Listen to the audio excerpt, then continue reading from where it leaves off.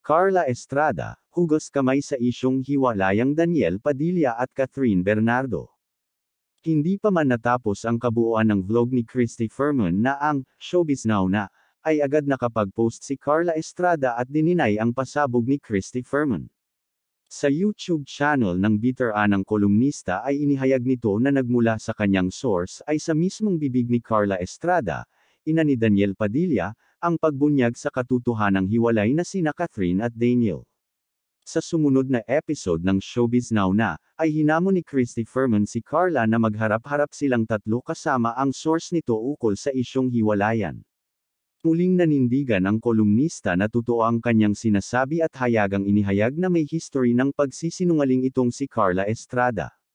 Binanggit din ng kolumnista ang paglilitanya ni Carla sa kanyang anak na si Daniel dahil nagbibigay ito ng suporta sa kanyang ama na si Romel Padilla.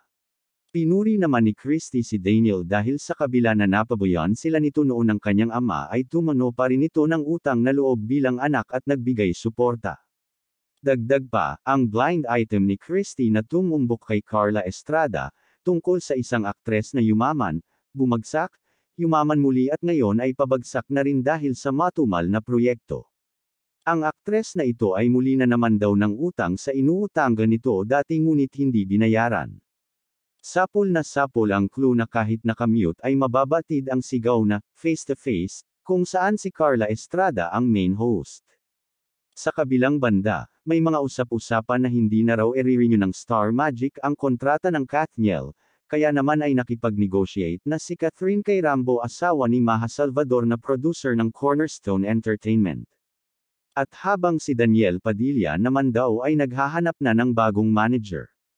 Ang tanong ngayon ng madla, kakayanin kaya ni Daniel Padilla bilang solo artist?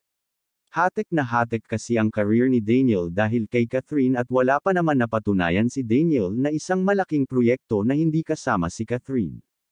Habang si Catherine Bernardo naman ay may hawak ng The Most Top Grosser Filipino Film of All Time, na Hello, Love, Goodbye, at kasama si Alden Richards.